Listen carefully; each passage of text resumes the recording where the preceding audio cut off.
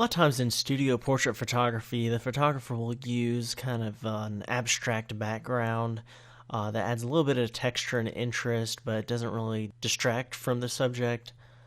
However, sometimes you can add backgrounds using Photoshop. I want to go over the basics of adding a background in Photoshop and some of the example backgrounds that you can create using layering in Photoshop. So go ahead and open up any kind of portrait photo that has a simple background that's delineated from the subject. If you need to add a little bit of contrast or just the curves, we can do that.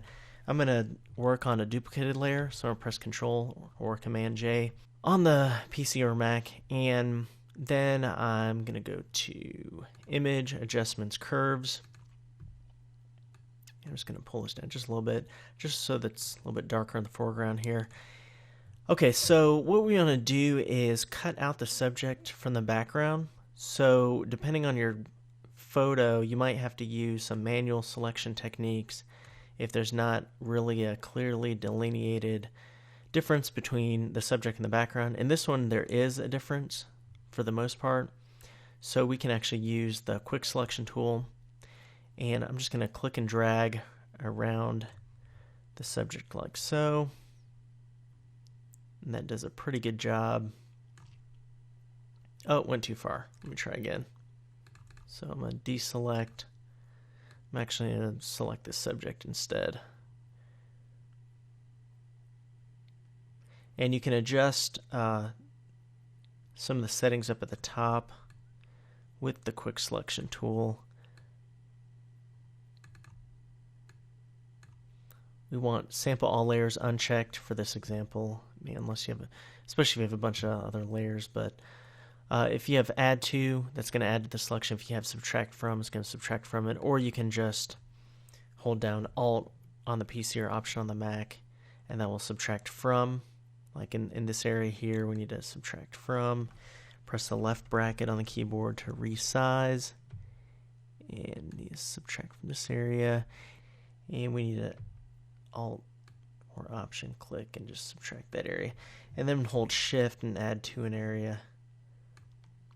And if you find it's not really working well, you can also use, say, the polygonal lasso tool. I have a straight line here. I'm going to hold Shift, and I'm just going to use that for that edge there. Double click to bring it back around. In this area here, I'm going to Shift click. So now I added that to it. And I'm going to hold down Alt. I'm going to Alt click in there. That should be good. I'm going to Command minus. Looks pretty good so far.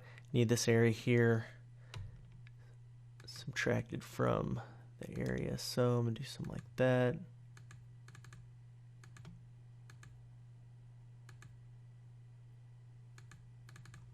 Okay, so we see right here we need to add that. I can actually just add that again with the quick selection tool. That looks pretty good. I'm just looking over. Make sure you don't have any areas in here that need to be selected. Like for example, if I had this here like that, I'm going to make sure we have that all selected like so. Alright. So that looks pretty good. We can actually adjust this though with a refine edge. If you go to select, then refine edge and do smart radius, refine radius tool, I'm just going to paint around the edge just a little bit with this hair.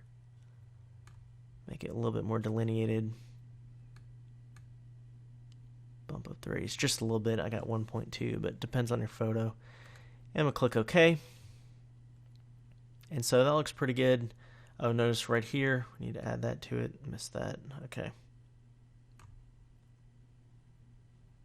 Alright, much better. So once you have an area selected, we can also, if you want to feather the edge, you can go to Select, Modify, Feather, just so it's a softer edge. I don't like to feather too much, but I'm just going to do 1 pixel. Then I'm going to press Control J. What that does is press the icon of the other 2 layers. Now we have them on its own layer. All right. So the next step is to add a background. If you add a layer by clicking the Create New Layer icon on the bottom layers panel, in your basic layer, you can set your foreground color to some color kind of a subtle color. Set your background to an analogous color that would be next to it on the color wheel, or a complementary color, just depending on what kind of look you're going for.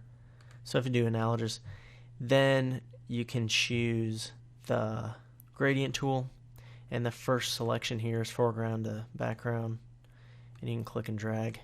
That's your kind of your basic added background. Let's create another one though. Hit the icon of that. Let's create a new layer. Let's try another one. So you can also go to filter. These are some ideas. Filter, render, clouds. And that's kind of like that abstract background you see in some portrait studios.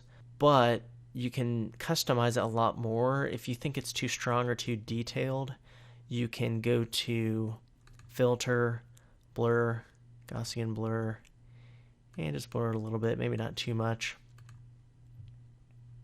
Create a new layer, go to filter, render, clouds again, and you can adjust the layer blending mode of that one so it interacts with the one below it.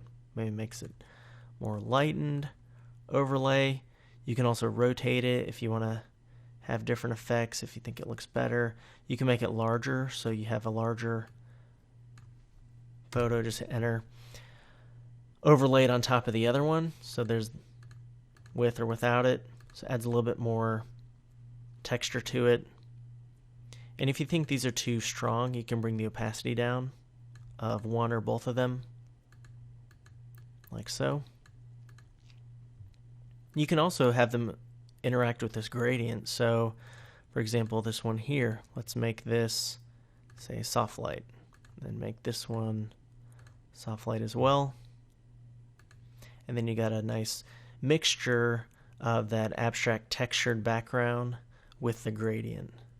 So that's adding a textured background that you see in a lot of studio portrait photography just after the fact. It's just rendering clouds. You can also try rendering fibers, doing those kind of things in there.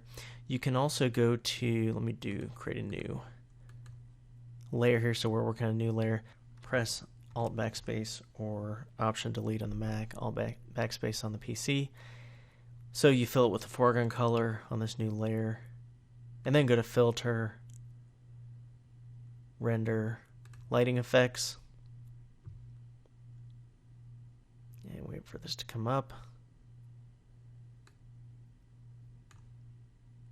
And you can, add some kind of lighting effect, so you can adjust the intensity, how large the hotspot is. All right, all these different settings on it. In the properties panel, while we have that open up, and I just hit enter, that applies it. Obviously now we can't see through to the bottom, so what you can do, and then change the opacity of the top layer, maybe adjust you can do normal.